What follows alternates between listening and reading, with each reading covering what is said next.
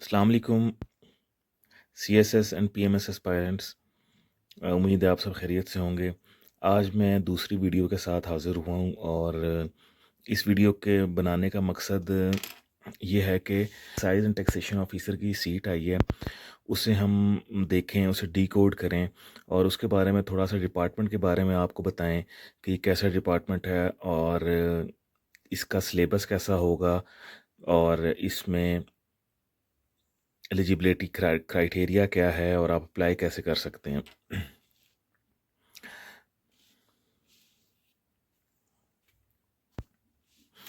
अच्छा, ये excise and taxation department वैसे लिखा जाता है, लेकिन ये डिपार्टमेंट के साथ नारकोटिक्स डिपार्टमेंट भी है, तो एक्साइज टैक्सेशन एंड नारकोटिक्स तीनों डिपार्टमेंट इसमें साथ होते हैं।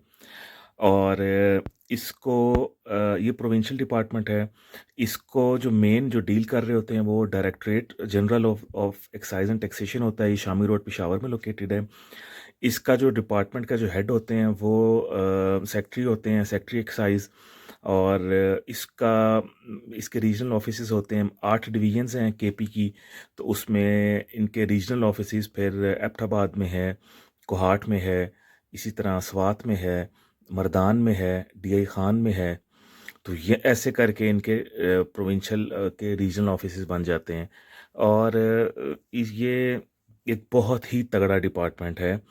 अब इसके पास 18th अमेंडमेंट के बाद बहुत ज़्यादा इख्तियारात आ गए हैं और ये एक जिसे कहते हैं कि जो एस्पायरेंट्स चाहते हैं जो चीज़ें, वो ये अगर सीट हासिल करते हैं तो वो उन्हें चीज़ें मिल सकती हैं। कुछ कॉन्स हैं वो भी डिस्कस करेंगे, लेकिन ज़्यादातर ये डिपार्टमेंट जो है वो ये जाने वाला डिपार्टमेंट है, नौकरी करने वाला डिपार्टमेंट है। और जो भी सीएसएस पीएमएस एस्पायरेंट होता है उससे तो लाजमी अगर इस तरह की कोई सीट एक साथ उस ऐड में आ जाए जो आप पीएमएस भी दे रहे हैं, और पीएमएस के साथ ही आपको अगर ये सीटें आ जाएं और एक ही टेस्ट होगा, इम्तिहान जो होता है रिटर्न होगा और उसमें जो मेरिट बनेगा तो ऊपर वाले पीएमएस में चले जाएंगे, नीचे वाले एक्साइज में आ जाएंगे। और ये ग्रेड 17 की सीट है। और ये डिपार्टमेंट इतना अच्छा डिपार्टमेंट ऐसे है कि आप ये देखें कि आप ग्रेड 17 में आते हैं और आप यूनिफॉर्म पहनते हैं। और यूनिफॉर्म जो सीएसएस वाले भी, जिस तरह मैंने जो अपने ग्रुप्स चूज़ किए थे, पहला मैंने पीएसपी रखा था और मैंने दूसरा कस्टम्स रखा था। इसी तरह जिसे यूनिफॉर्म का शौक है वो यहाँ आके अपना शौक पूरा कर सकता है। और इक्विवेलेंट टू एएसपी होगा। इसमें जो कॉन्स हैं वो हम थोड़े से बाद में डिस्कस करेंगे। अच्छा, इसका काम जो होता है वो बहुत ज़्यादा इख्तियारात हैं। एक तो प्रोविंशियल टैक्सीज इसने लेने हैं, जितने भी हैं छोटे बड़े, इंडस्ट्री से छोटी दुकान से, वो ये ले सकते हैं। ड्यूटीज़ लेने हैं जो लगेंगी, क्योंकि बॉर्डर शेयर हो रहे होते हैं तो वो ड्यूटीज़ ये लेंगे। फ़ीस कोई रख सकते हैं, टैक्स फैसिलिटेशन के लिए कुछ ना कुछ कर सकते हैं। दूसरा जो सबसे बड़ा है कि गाड़ियों की रजिस्ट्रेशन, गाड़ियों के नंबर लगवाना। अब आपको पता है कि कोई अपनी मर्ज़ी का नंबर लेगा तो वो फिर कैसे कौन होगा, वो एक्साइज़ वाले लगाएंगे। तो उस तरह से इनके इख्तियारात बहुत ज़्यादा हैं। रियल स्टेट को भी डील करता है, टोबैको डील करता है, टोबैको फार्मर्स को, टोबैको क्रॉप्स को, उसकी रजिस्ट्रेशन, उसका सारा कुछ।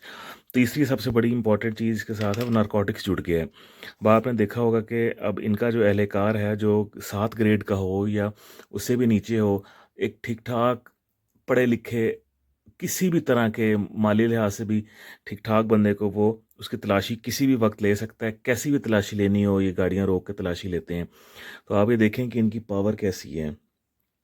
सीट उस लिहाज से बहुत अच्छी है। नारकोटिक्स में चर्स है, शीश है, हेरोइन है, छोटा मोटा सारा ये नारकोटिक्स को कंट्रोल करने के लिए डिपार्टमेंट बना है। तो ये प्रोविंशियल डिपार्टमेंट है, इख्तियारात बहुत ज़्यादा हैं इनके पास। इसी तरीके से अगर कोई मुझे ये कहे कि ये जॉब कैसी है, बहुत ही शानदार जॉब है ये लोग लकी हैं आपके, ये पीएमएस के साथ ही ऐड में जो है वो एडवर्टाइज हो गई है। इसके लिए तैयारी तो आपने एक ही करनी है। अब आपने तो कुछ भी नहीं करना, तैयारी वही आपने करनी है, लोकेशन हो गई तो वेल एंड गुड। और इसमें जो मैं ही समझता हूँ कि कौन सी ऐसी चीज़ें हैं कि ये जॉब जो जिसे कहते हैं कि इसके इसके प्रोज हैं। बंदे को अथॉरिटी चाहिए होती है, वो इसमें है। पावर चाहिए होती है। प्रिविलेज चाहिए होती है। एक रेपुटेशन चाहिए होती है। यूनिफॉर्म जॉब है, इक्वल टू एएसपी।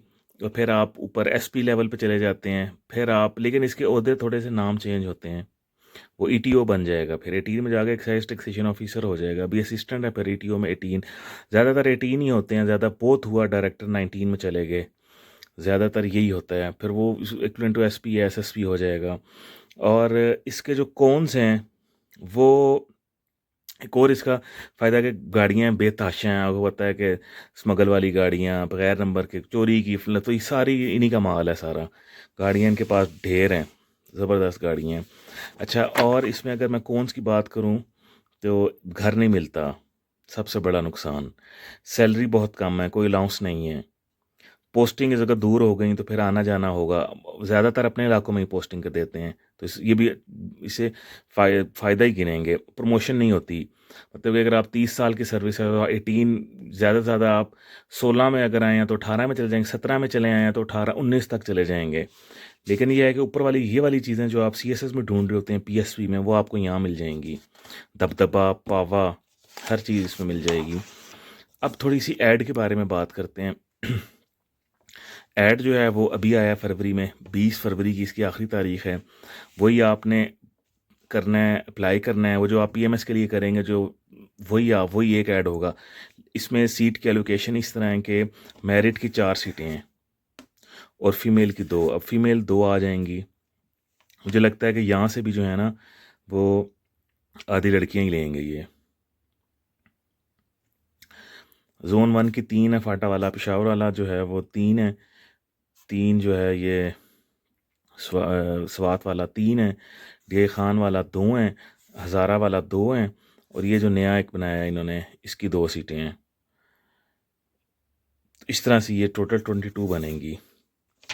अच्छा, आपने ऑनलाइन अप्लाई करना है और सेपरेट एप्लीकेशन देनी होगी। पीएमएस के लिए अलहदा देनी है और एटीओ की अलहदा आपने एप्लीकेशन देनी है। तो आपके 3,000 रुपये लगेंगे, और जो उनकी फ़ीस होगी, अगर एटीएम से ट्रांसफ़र करते हैं तो शायद नहीं है, वैसे अगर जैज़ कैश से, इजी पैसे से करते हैं, जो उनकी फ़ीस होगी वो ले लेंगे।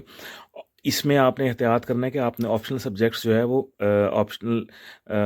सारे कंपलसरी या ऑप्शनल जो भी सब्जेक्ट्स होते हैं, आपने सब्जेक्ट्स जो हैं ना, वो आपने, कंपलसरी तो हैं ही हैं, ऑप्शनल आपने सेलेक्ट करने हैं, यहीं सेलेक्ट करने हैं। सोच समझ के सिलेक्ट करें। इसके बारे में मैं एक अलहदा वीडियो बनाऊंगा कि ऑप्शनल सब्जेक्ट कैसे सेलेक्ट करने चाहिए, कौन कौन सी चीज़ों को मद्देनज़र रखनी चाहिए, ख़ास तौर पे केपी में, कि इसमें मैटर ही नंबर कर रहे होते हैं। 2-2, 3-3, 6-6, 10-10 नंबरों से आपकी एलोकेशन रह रही होती है, तो वो यहाँ इनका रोल होता है। अक्सर ये ऐसे ऑप्शनल सब्जेक्ट्स भी हैं, एक ज़ूलॉजी सब्जेक्ट है, वही उसमें ये फेल कर देते हैं। तो ऐसे सब्जेक्ट लेने हैं जो स्कोरिंग हो और पढ़े भी जाते हैं, तो वो फिर आपको इसके बारे में एक अलहदा वीडियो बनेगी। और लेकिन एग्ज़ाम एक ही होगा पीएमएस का, और इसका एक ही एग्ज़ाम होगा, एक ही रिटर्न होगा, मेरिट बनेगा।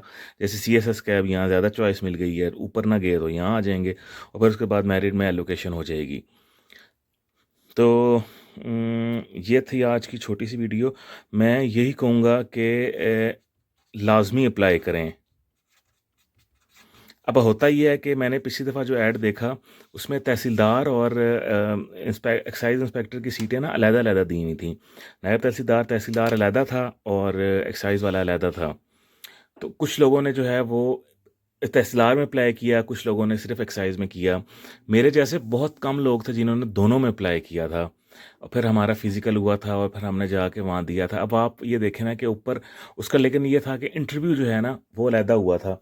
इसका भी जो है ना वो इंटरव्यू अलहदा होगा, रिटर्न एक होगा, रिटर्न एक होगा और इंटरव्यू अलग होगा। मुझे याद आ गया, इंटरव्यू अलग होगा, रिटर्न एक ही होगा, उसके बाद 2 आप इंटरव्यू दोगे।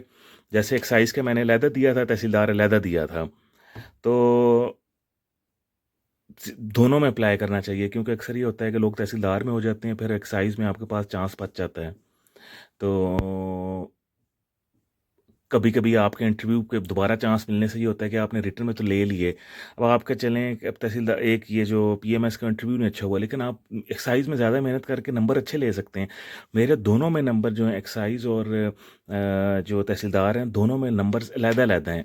एक में 65 थे, एक में कोई 55, कोई इस तरह के नंबर थे, 50 थे शायद। लेकिन रिटर्न में अच्छे थे तो एलोकेशन हो गई थी। तो इसी तरीके मैं कहूँगा कि आप लाज़मी अप्लाई करें, लाज़मी अप्लाई करें। और सीट बहुत अच्छी है, यूनिफ़ॉर्म जॉब है, एक इसका टैका होता है, एक बहुत अच्छी है। लेकिन बस ये सबसे बड़ा जिस वजह से लोग छोड़ते हैं, मैंने जॉइन नहीं किया, वो यही है कि देखिए हलाल कमाना है। अब मैं हलाल पे बिलीव करता हूँ, इधर-उधर से ये जो काम है, इधर बेच दी चीज़, उधर कर दी फलाँ, उससे तो आप चीज़ें वो करना नहीं है, वो नहीं करना, तो फिर आप जो हैं वो हैंड टू माउथ ही बस एक एक यूनिफ़ॉर्म के नशे में बस आप रह सकते हैं, बाकी जो है ना वो नहीं है। लेकिन मैं ये कहता हूँ कि अगर आपको बाद में अच्छी अपॉर्च्युनिटी मिलती है तो आप वहाँ चले जाएँ, फ़िलहाल के लिए तो आप इसमें अप्लाई करें ना, तो अल्लाह आसानी करेगा, अल्लाह और मदद करेगा। तो wish you best of luck, अपनी तैयारी करें। और ऑप्शनल के लिए जो है वो अगली या उससे अगली वीडियो इंशाल्लाह ऑप्शनल कैसे सेलेक्ट करने हैं उस पे बनाऊँगा। Thank you.